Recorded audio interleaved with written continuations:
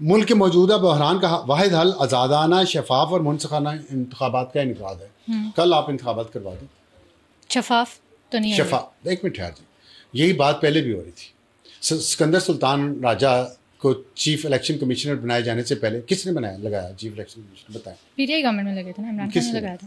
نام بتائیں وزیر اعظم کا. عمران خان نے لگایا. نام آیا کس کی طرف سے تھا؟ عمران خان کی طرف سے. پی ٹی آئی کی طرف سے نام آیا تھا. آج نہیں، آج سے 3 سال پہلے سے یہ چیف الیکشن کمشنر قبول ہے پی ٹی آئی کو؟ یس اور نو؟ وہ بھی یہ کہتے ہیں کہ قبول ہے. میرا قصور ہے. آپ پرائم منسٹر ہیں، آپ کی اپنی اسٹیبلشمنٹ جس کو آپ ابا کہتے ہیں وہ آپ کی اسٹیبلشمنٹ ہے. جنرل باجوہ ابا ہے نا. یہی کہا تھا نا شہریار افریدی نے، جو انہوں نے رانا ثناء اللہ پہ کہا تھا کہ میں یہ کل میں جتنے اللہ میاں کے نام لکھے ہوئے ہیں اس پارلیمنٹ کی چھت کے اوپر ان سب کے نیچے کھڑے ہو کے کہہ رہا ہوں کہ سچا مقدمہ ہے. یہی کہا تھا نا. وہ اللہ کے نام، پارلیمنٹ کا نام یوز ہوا نا. تو مجھے بتائیں کیا میں نے لگایا تھا؟ آپ تو کیا ہوا؟ اس سے پہلے چیف الیکشن کمیشنر کون تھا؟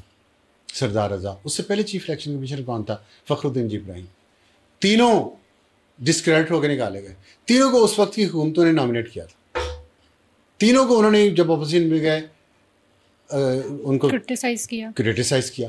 اب آپ نے چیف الیکشن کمیشن لیں، اب شاہ عالم کو لیں، میمونہ ستار کو لیں، آپ گندے ہو کے نکلیں گے. کیونکہ جی سسٹم، یہی الیکشن کمیشن ہوگا، یہی فوج ہوگی، یہی پولیس ہوگی، یہی انتظامیہ ہوگی، یہی پارلیمنٹ ہے، یہی میڈیا ہے، یہی اسٹیبلشمنٹ ہے. سب کو پتہ ہے کیا ہوتا ہے. آپ کے پاس کوئی پلان ہے اس میں سے نکلنے کا؟ اور آپ اس کے بعد کہہ دیتے ہیں کہ پلان مسنگ ہے. اس میں کیا ہوگا آگے؟ کیوں مسنگ ہے؟ منافقت نہیں چھوڑتی یہ قوم اور اس کی لیڈرشپ. جتنا بڑی منافق ہے اتنے بڑے لیڈر ہیں آپ. کیونکہ یہ کہا گیا کہ عہد کرتے ہیں جدوجہد جاری رہے گی. جھوٹ ہے نا. کیا کریں گے، کیسے کریں گے، یہ نہیں پتہ. یہ باتیں الفاظ ہیں نا، ان الفاظ کی کوئی وقت نہیں، کوئی میننگ نہیں ہے ان کا. میں نے آپ کو بتایا نا 78 سال سے یہ الفاظ سن رہا ہوں، تاریخ کی کتابوں میں پڑھے، پھر 40 سال سے خود دیکھ رہا ہوں. اب آپ کو بھی ہو گئے ہیں دیکھتے ہوئے کتنے سال، تھوڑے سے، اور اس میں آپ اتنی جلدی مایوس ہو گئی ہیں کہ آپ یہ کہہ رہی ہیں. میں نے تو اب آ کے یہ بات کہنا شروع کی کہ یہ سب ڈکوسلا ہے، یہ اعلامیہ ڈکوسلا ہے. اپنی سیاست چمکانے کا، اپنے آپ کو زندہ رکھنے کا، اپنے آپ کو میڈیا میں رکھنے کا. اس سے بہتر اور حکومت ان کی مدد کر رہی ہے. ہال بند کر دیا، سارا دن میڈیا ان کو دکھاتا رہا. ہال بند نہ ہوتا تو نہ دکھاتا. لائٹ ہارٹیڈ کامنٹ کر دیں. Our generation is smarter than yours. ہمیں جلدی سمجھ آ گئی. یہ لائٹ ہارٹیڈ تو نہیں ہے. آپ نے بہت گہرا خنجر مارا ہے اور آپ نے بہت بڑی ٹانٹ کی ہے. لیکن چلیے ٹھیک ہے، آپ نے اب کر دیا، آپ نے اجازت لے کے اس کا مس یوز کیا، کوئی بات نہیں ہے. تو یہ جو ہے نا، بس اس لیے اس چیز کو میرا تو کوئی اعتبار نہیں ہے. سب ڈرامہ بازی ہو رہی ہے. اور بولیں تو پھر آگے کیا آئے گا؟ What is the way forward? اور آپ نے کہا ہے کہ سارے سب نے اسی طریقے کے الزامات لگائے ہیں، چاہے یہ والی اپوزیشن ہے، اس سے پچھلی تھی، اس سے پچھلی تھی. وے فارورڈ ایک چیز ہے، انہوں نے لکھا ہے لفظ ہے، اس میں انہوں نے عمل نہیں کرنا. قومی ڈائلاگ ہے، وہ کر لیں سب بیٹھ کے. نہیں کہ آپ خان صاحب کو لیں قومی ڈائلاگ کرنے کے لیے، آئیں گے. ان سب کو انہوں نے، خان نے ان سب کو اکیلے آگے لگانا ہے. پہلے بھی لگایا تھا، اب بھی کریں گے. قومی ڈائلاگ سے ریلیٹڈ آج ایک پٹیشن بھی سپریم کورٹ میں بھی فائل ہوئی، اور اس میں بھی یہ کہا گیا ہے چیف جسٹس آف پاکستان، یعنی سپریم کورٹ وہ فورم بنے جہاں پہ تینوں بڑی سیاسی جماعتوں کے لیڈرز کو اکٹھا کیا جائے اور وہاں پہ ایک ڈائلاگ کروایا جائے. اس سے پہلے ڈائلاگ کی کوششیں ہوئی ہیں، لیکن وہ چونکہ عمران خان سے ڈائریکٹ نہیں ہو سکے تھے. اب عمران خان کو ڈائریکٹ ویڈیو لنک کے ذریعے شامل کیا جائے. تو اس طرح کی بھی چیزیں جو ہے وہ سپریم کورٹ سے ڈیمانڈ کی جا رہی ہیں. سپریم کورٹ کو چاہیے کہ اس پٹیشنر کو جرمانہ بھی کرے. یہ سپریم کورٹ کا کام نہیں ہے. کل کو آپ آرمی چیف کو درخواست لکھ دیں گے، پرسوں آپ پیمرا چیئرمین کو درخواست لکھ دیں گے کہ آپ کی ریپوٹیشن بڑی اچھی ہے تو آپ آ جائیں، تاکہ ہے اگر ریپوٹیشن اچھی جو کہ آپ نے نہیں رہنے دی میڈیا والوں نے کسی کی بھی، تو وہ خراب کرنی ہے. یہ جوڈیشری کا کام ہی نہیں، غیر آئینی کام ہے جوڈیشری میڈیٹ کرے. کیوں کرے پولیٹیکل پارٹیز میں میڈیٹ؟ انہوں نے ایک جوڈیشری ریفارمس کے لیے انہوں نے پارلیمنٹری کنسنسس کریٹ کرنے کی کوشش کی، which is good, I appreciate that's it. Meditate خود کرنا. بچے دودھ پیتے ہیں یہ پالیٹیشنس. 3 نسلیں تو میں نے گنا دی صرف پاکستان میں سیاست کر چکی ہیں.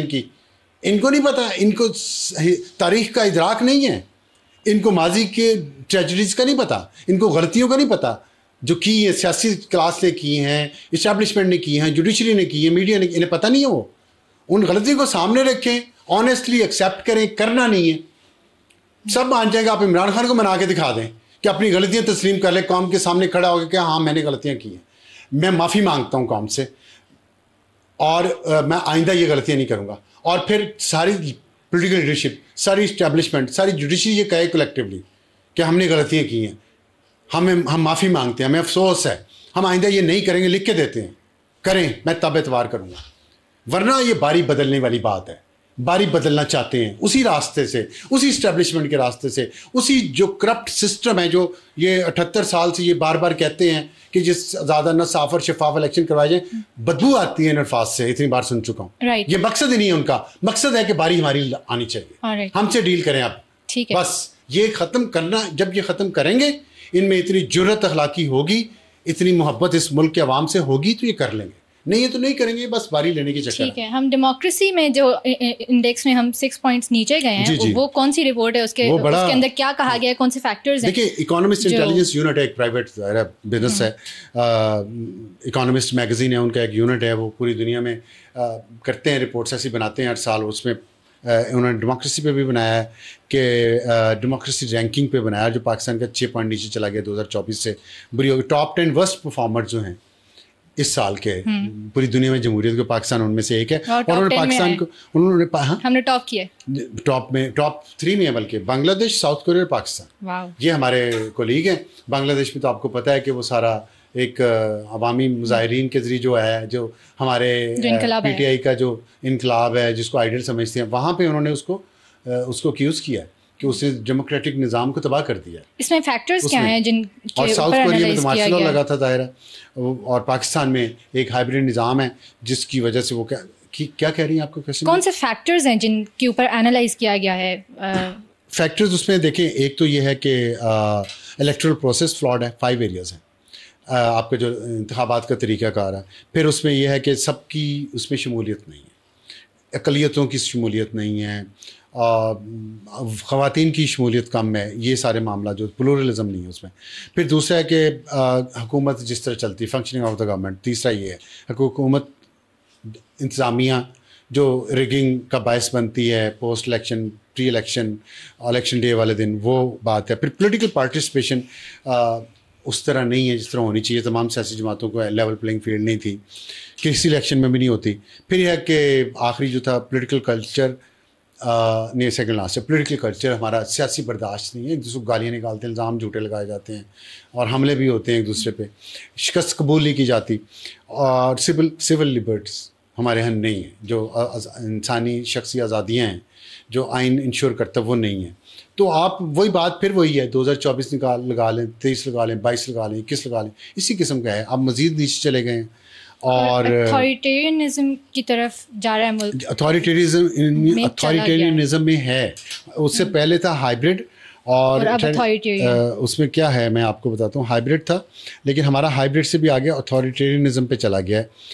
देखिए, ये था इन ग्लोबल रैंकिंग में ना, हमारी 2.84 है, जो कैटेगराइज करती है कि अथॉरिटेरियन रिजीम के तौर पे, और ये पहले से ज़्यादा ख़राब हो गया। पहला था इसका 4 काइंड्स ऑफ रिजीम्स थी ना, full democracy, flawed democracy, hybrid regime. मैं समझ रहा था हमारा हाइब्रिड रिजीम होगा, अथॉरिटेरियन रिजीम है। तो मेरा ख्याल है 2017 तक हमारी फ्लॉड डेमोक्रेसी थी, लेकिन इमरान खान ने फिर बड़ी मेहनत की बाजवे और फैज़ से मिल के, और उस वक्त की अदलिया से मिल के, और उस वक्त के मीडिया से मिल के, और उन्होंने एक हाइब्रिड रिजीम का मॉडल इंट्रोड्यूस करवा दिया, जो अब ये कह रहे हैं इकोनॉमिस्ट इंटेलिजेंस यूनिट वाले कि पाकिस्तान जो है वो अथॉरिटेरियन रिजीम बन गया। और ये उस वक्त बरतानिया का इदारा है, साथ बरतानिया को पाकिस्तान की फ़ौज यूक्रेन में भी चाहिए, सब कुछ चलता है साथ साथ। समझ आई रिपोर्ट आने का मकसद क्या है? आपको दिखाया कुछ और जाएगा, दबाव किसी और चीज़ की तरफ से आएगा, मफादात कहीं और आपके पूरे होंगे।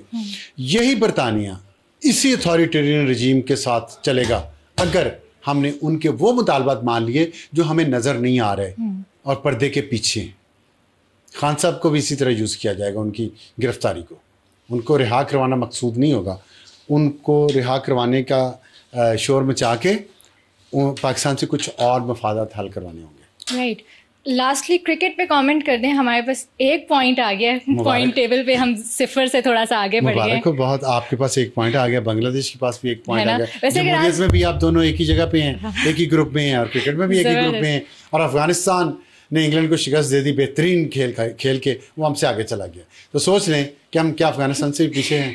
وہ بات وہی ہے, you can take a country out of Pakistan, you can take Pakistan out of that country. Bangladesh والا جو ماڈل ہے, اور افغانستان اگین وہ کہہ رہے تھے ہمارے پروڈیوسر صاحب کی عزت بچ گئی, ایک پوائنٹ مل گیا, پورا پوائنٹ مل. چلیں شکر ہے, ٹرافی بچی نہیں بچی, عزت بچ گئی. On that note, that's it for today. Thank you for watching.